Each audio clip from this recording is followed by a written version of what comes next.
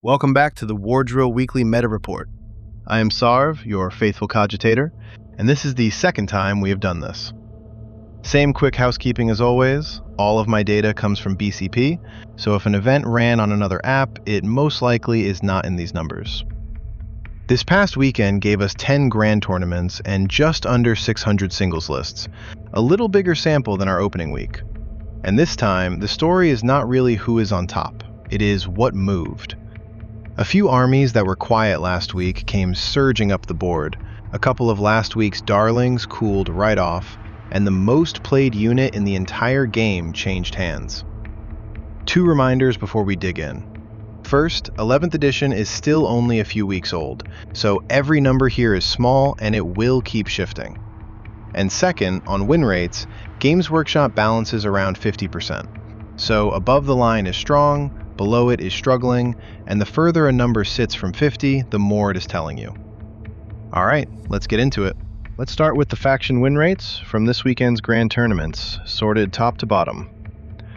Thousand Suns are still sitting right at the top, around 55.5%, holding the top spot for the second week in a row. Quietly, the most consistent army in this young edition. But look at who is stacked up right behind them, because this is where the board flipped. Space Marines, Tau, Imperial Knights, Dark Angels, all now up in the mid-50s. The one I really want to flag is Tau. Last week they were sitting at 46, near the bottom of the pile. This week they jumped up to nearly 55, a swing of about 8.5 points, and they backed it up with 3 grand tournament wins. That is the real deal. Dark Angels made almost the same leap, though off a much smaller stack of lists, so hold that one a little looser. And now the flip side. Remember last week, Tyranids and Orks were our darlings up near the top? Tyranids fell the hardest, from 57 all the way down to about 45. Orks cooled off too. It is the clearest reminder I can give you that one good weekend is not a trend. The bugs did not suddenly get worse. The sample just got bigger and pulled them back toward the pack. Now to the units, and this is the stat I am most excited to start tracking properly, week over week. Not win rate this time, but how often a unit actually shows up in lists. Quick note on how we count these. Units are counted as data sheets across every faction that can take them. Most of the sheet stays the same from book to book. What changes is the army rule wrapped around it. And the headline is a big one.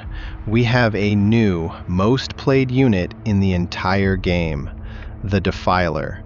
It climbed from just under 8% of lists to just over 10, and this is a Chaos-wide story.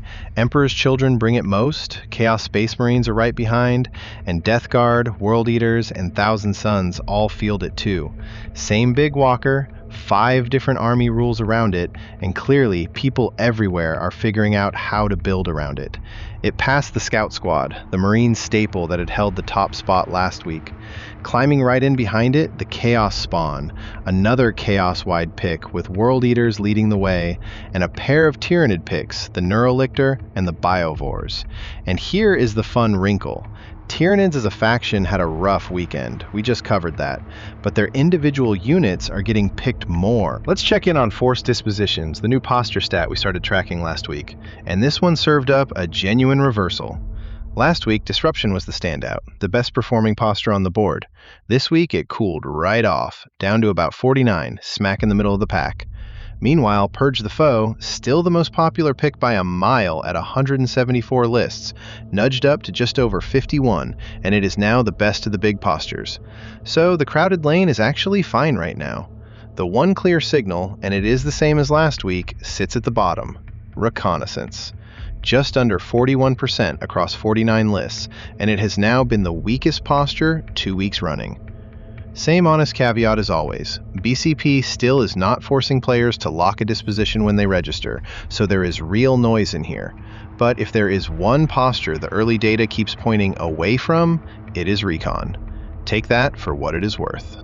Quick word before I run through the winners. If you are getting something out of this, please hit like and subscribe. It tells the YouTube cogitators to push this out to more players, and it genuinely helps the channel grow.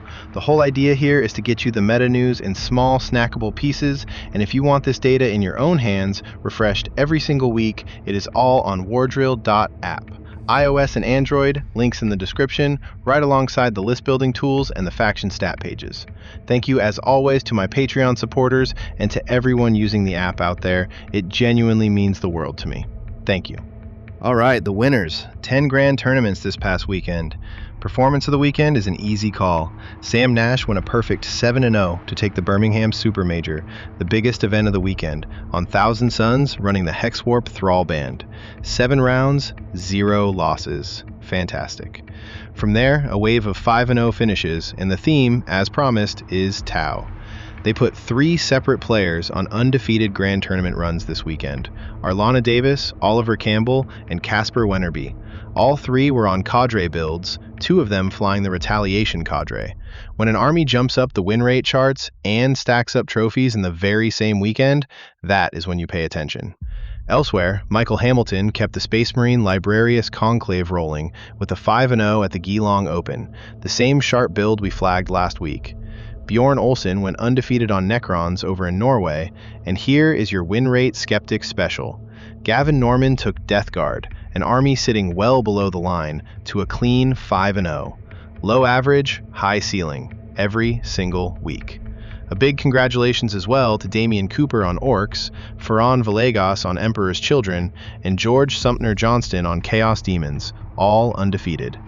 And the team scene, quickly, the big one this weekend was the Pyra Cup Nations, national teams event, and a real warm-up for the World Team Championship. Team Germany came out on top with the most game wins, with Team England second and Team Poland third. Over in the 6-player bracket, Avero took Banners of the West. We only recently added team tracking to the app, so every week we gather more of these results and the picture fills itself in. It is still early, but it is going to be fun to watch the national teams sharpen up as the big team events get closer. Congratulations to all of them. And that is your week. The big theme, the board moved. Tau and a whole wave of Imperium armies surged. Last week's Darlings cooled off, and the Defiler muscled its way to the most played unit in the game. That is exactly what a brand new edition looks like. Everything still sliding into place. Before I sign off, 2 things dropping on the channel this week. Tomorrow, our Tau Empire dossier goes live. Given the weekend they just had, 3 trophies, and a jump up the charts, honestly, the timing could not be better. And then on Thursday, the Adepta Sororitas dossier, and this one is a little special. It marks the debut of a brand new co-host joining the show. I'm not going to spoil a single thing. You will just have to tune in on Thursday. If this report helped you, or if you have thoughts on where the edition is heading, drop me a comment. I read them. Remember, test it on the table, trust your reps, and I will catch you at the next transmission. This is Sire from Wardrill, signing out.